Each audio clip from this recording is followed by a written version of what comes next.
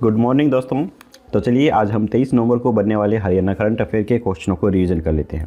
यहाँ पे दोस्तों ग्राम सचिव का एग्जाम्स आ रहा है, तो अगर आपने हमारा चैनल पहली बार देखा है और हमारी प्रीवियस जो वीडियो हैं वो नहीं देख पाए हैं, तो अब आपको उन्हें देखने की भी ज़रूरत नहीं है, क्योंकि अब आप हमारे हरियाणा के प्रीवियस ईयर की सभी वीडियो की PDF डाउनलोड करके भी इन्हें पढ़ सकते हैं। 1 महीने की PDF आपको 15 रुपये में, 6 महीने की 40 रुपये में और 1 साल की 60 रुपये में मिलेगी। लिंक डिस्क्रिप्शन में अवेलेबल है, आप चाहे तो वहाँ पर जाकर इन्हें डाउनलोड कर सकते हैं।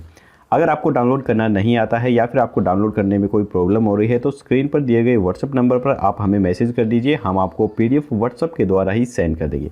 इसके अलावा अगर आप जीके से संबंधित और भी ज़्यादा नोट्स प्राप्त करना चाहते हैं, तो हमारी वेबसाइट haryana-district.com पर भी जा सकते हैं, इसका लिंक भी डिस्क्रिप्शन में अवेलेबल है। तो चलिए चलते हैं आज की वीडियो पर। पहला प्रश्न है, मिसेज दिल्ली NCR 2020 का ग्रैंड फिनाले हाल ही में किस जिले में आयोजित किया गया है? तो ये आयोजित किया गया गुरुग्राम के अंदर। शनिवार को द लीला एम्बियंस गुड़गांव में मिसेज दिल्ली NCR 2020 का ग्रैंड फिनाले आयोजित किया गया। मिसेज आकृति सांब्यावाल और मेघनापुरी को 2 अलग अलग श्रेणियों में मिसेज दिल्ली NCR का ताज पहनाया गया है।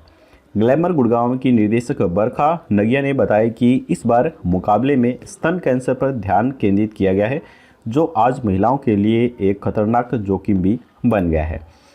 इसमें लगभग 800 उम्मीदवारों ने ऑडिशन दिया है। ऑडिशन के बाद लगभग 1000 प्रतियोगिताओं को शॉर्ट लिस्टेड भी किया गया है।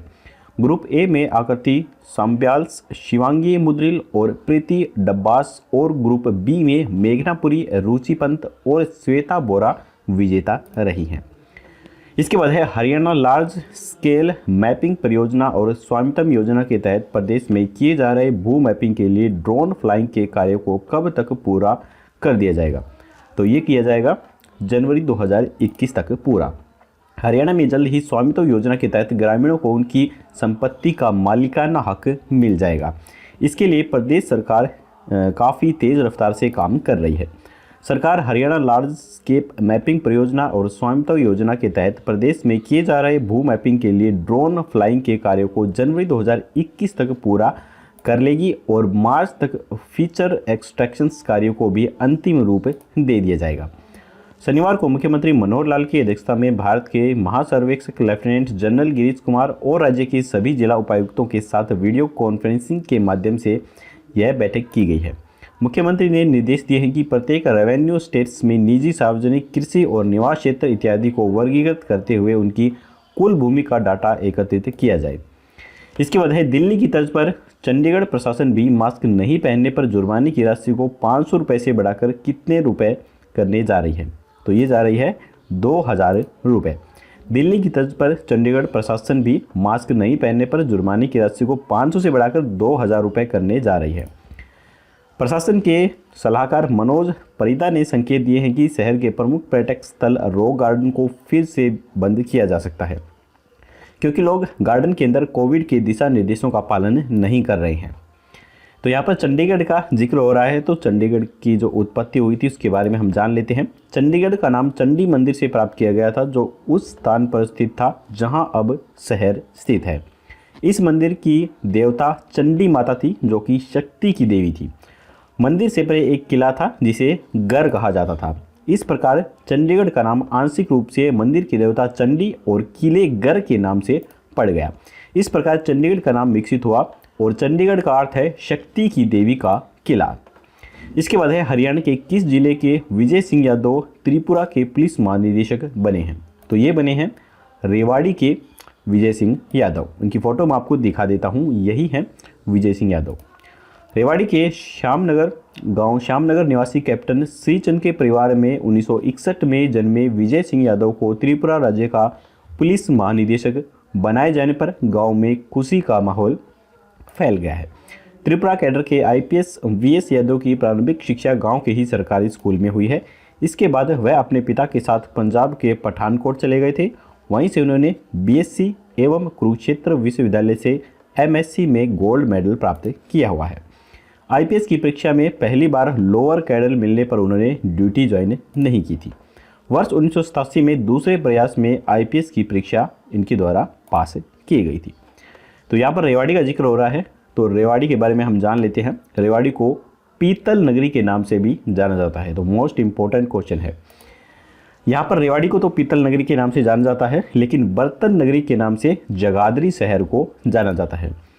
यहाँ पर यानी कि रेवाड़ी के अंदर बाड़ावास का युद्ध 12 मार्च 1789 को हुआ था। यह युद्ध शाह आलम द्वितीय व नजफ खां के बीच हुआ था, जिसमें नजफ खां की जीत हुई थी। हरियाणा का पहला कैंसर संस्थान भी रेवाड़ी के मीरपुर में स्थित है। रेवाड़ी से ही ज्योतिष समाचार पत्र की शुरुआत 1928 में प्रहलाद शर्मा के द्वारा की गई थी। रेवाड़ी सैनिक स्कूल की स्थापना 29 अगस्त सन 2009 को की गई थी। इसके बाद है हरियाणा में पहली बार किसान अब बायो फर्टिलाइजर गेहूं की खेती करेंगे। इसके लिए किसानों को गेहूं की कौन सी 2 खास किस्मों के बीज उपलब्ध करवाए गए हैं। तो इसका उत्तर जानने से पहले दोस्तों, अगर आपको वीडियो पसंद आ रही है तो वीडियो को लाइक जरूर कर दीजिएगा, और अगर चैनल पर पहली बार आए हैं तो चैनल को सब्सक्राइब करके घंटे पर ऑल नोटिफिकेशन जरूर क्लिक कीजिए, ताकि हमारी आने वाली लेटेस्ट वीडियो है वो आपको मिल सकें सबसे पहले। तो इसका आंसर है BHU31 व PBW1ZN, ये 2 किस्म तैयार की गई हैं। हरियाणा में पहली बार किसान अब बायो फर्टिफाइड्स गेहूं की खेती करेंगे। इसके लिए किसानों को गेहूं की 2 खास किस्मों BHU31 व PBW1ZN के बीज उपलब्ध करवाए गए हैं। गेहूं की ये दोनों किस्में पूरी तरह से ऑर्गेनिक हैं। इस खेती की शुरुआत के लिए पलवल के हातिन हलके के गांव कलसाड़ा को चुना गया है। हरियाणा बागवानी विभाग के मिशन डायरेक्टर BS सहरावत बतौर तकनीकी सलाहकार इस परियोजना की निगरानी करेंगे। इस परियोजना के तहत गांव कलसाड़ा के किसानों को 50 एकड़ के लिए बायो फर्टिलाइज गेहूं की 2 किस्मों के बीज निःशुल्क उपलब्ध करवाए गए हैं। अगले साल के लिए 2500 एकड़ के बीज की बुकिंग की जाएगी। हरियाणा के जिन गांवों को बायो फर्टिलाइज गेहूं की खेती के लिए चुना जाएगा उन्हें न्यूट्रिशंस गांव का नाम दिया गया है। अभी प्रदेश में इस किस्म की खेती 50 एकड़ में ही की जा रही है। इसके बाद है हरियाणा सरकार ने चीनी मिलों के माध्यम से पराली की खरीद शुरू की है। ये चीनी मिलें कितने रुपए प्रति क्विंटल से पराली खरीदेंगी? तो ये खरीदेंगी 120 रुपये प्रति क्विंटल के हिसाब से। प्रदूषण के लिए विभिन्न राज्यों में तकरार का कारण बन रही पराली को अब हरियाणा सरकार की चीनी मिलें खरीदेंगी। हरियाणा की पराली को खरीदने के लिए जहां गुजरात के खरीदार यहां आने लगे हैं, वहीं चीनी मिलों ने भी पराली की खरीद चालू कर दी है। चीनी मिलें 120 रुपये क्विंटल की दर से पराली की खरीद की जाएगी। यह पराली ईंधन के रूप में इस्तेमाल होगी और इससे ईंट भट्टों पर भी सप्लाई किया जा सकेगा। गुजरात, राजस्थान और दिल्ली के प्राइवेट खरीदारों ने प्रदेश में कई खरीद केंद्र भी बनाए हैं। इन खरीद केंद्रों पर गाँव के लोग अपनी पराली आसानी से बेच सकते हैं। कई खरीदार सीधे किसानों के खेत से पराली उठाकर भी ले जा रहे हैं। सबसे ज़्यादा पराली खरीद केंद्र फतेहाबाद, टोहाना, हिसार और सिरसा के आसपास बनाए गए, क्योंकि इन्हीं जिलों के अंदर ज़्यादातर धान की जो खेती है वो की जाती है, क्योंकि दक्षिण हरियाणा के अंदर इतनी ज़्यादा धान की खेती नहीं की जाती है। कृषि एवं पशुपालन मंत्री JP दलाल के अनुसार ईंधन के तौर पर इस्तेमाल करने के लिए चीनी मिलों ने इस पराली की खरीद चालू कर दी है। सभी चीनी मिलों को सरकार की ओर से निर्देश दिए गए हैं कि वह पराली की खरीद करें। सहकारिता मंत्री डॉक्टर बनवारी लाल के मुताबिक चीनी मिलों के लिए 120 रुपये क्विंटल का रेट ही निर्धारित किया गया है। यह पराली ईंट भट्टों पर भी ईंधन के रूप में इस्तेमाल की जा रही है। इसके बाद है हाल ही में हुई घोषणा के अनुसार हरियाणा सरकार कृषि से जुड़ी परियोजनाओं पर कितने करोड़ तक के ऋण देंगी? तो ये देंगी 2 करोड़ रुपए तक के ऋण। तो यहाँ पर आप देख सकते हैं काफ़ी सारी योजनाएं यहाँ पर हरियाणा सरकार के द्वारा बनाई गई हैं। इसके बाद है हरियाणा में सबसे अधिक कोरोना परीक्षण वाला जिला कौन सा बना है, जिसमें कुल परीक्षण 4,52,860 किए गए हैं। तो ये बना है गुरुग्राम जिला। और आपको पता ही है अब जो कोरोना का कहर है वो एक बार फिर से आने लगा है। दिल्ली, नोएडा के साथ अब हरियाणा के भी काफ़ी ज़िलों के अंदर कोरोना बढ़ने लगा है। तो मेरी आपसे विनती है कि घर पर ही रहिए, सेफ रहिए, सैनिटाइज का यूज कीजिए और मास्क ज़रूर लगाइए। इसके बाद है मुख्यमंत्री जी ने उच्च न्यायालय के किस पूर्व न्यायाधीश जस्टिस के द्वारा सरदार वल्लभ भाई पटेल पर लिखित 3 पुस्तकों का विमोचन किया है? तो ये किया गया है SN अग्रवाल के द्वारा। मुख्यमंत्री श्री मनोहर लाल खट्टर ने पंजाब एवं हरियाणा उच्च न्यायालय के पूर्व न्यायाधीश जस्टिस SN अग्रवाल के द्वारा सरदार वल्लभ भाई पटेल पर लिखित 3 पुस्तकों का विमोचन किया है। 3 पुस्तकों में से 2 पुस्तकें देश की आज़ादी के बाद भारत में रियासतों के एकीकरण पर हैं। Sardar Patel the supreme architects in unifications of India volume 1, 25 जून 1947 को लॉर्ड माउंटबेटन के द्वारा राज्यों के गठन के बारे में है, जिसने सरदार पटेल को राज्यों का प्रभारी मंत्री भी बनाया है। सरदार पटेल ने प्रभावी प्रभुत्व को स्वीकार करने वाले राजाओं, महाराजाओं और नवाबों को प्रेरित करने के लिए देशभक्तिपूर्ण भाषण भी दिया है।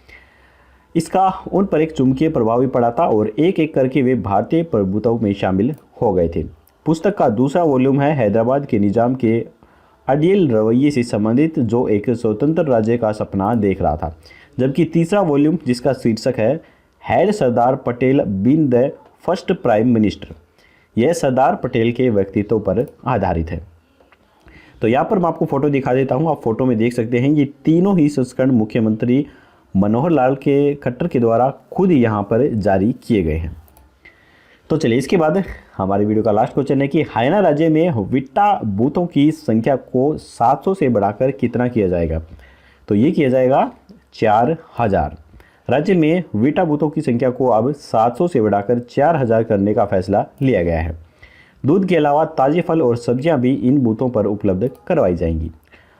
मनोहर लाल खट्टर के द्वारा कहा गया है कि Haryana agro industries corporation limited भी एग्री प्रोडक्ट्स बेचने के लिए 2000 रिटेल आउटलेट्स बनाएगी।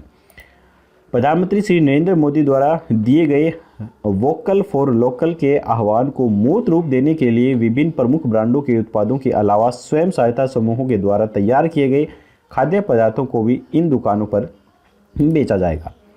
हरियाणा अनुसूचित जातीय वित्त एवं विकास निगम लिमिटेड की योजनाओं के तहत लाभार्थियों को ऋण प्रदान करते समय उन लाभार्थियों को वरीयता भी दी जाएगी जिनकी वार्षिक आय 1.80 लाख रुपए से कम है, ताकि वे आत्मनिर्भर बन सकें।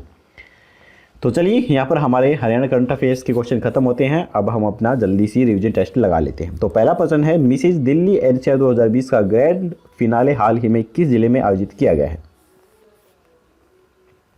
तो ये किया गया है गुरुग्राम में।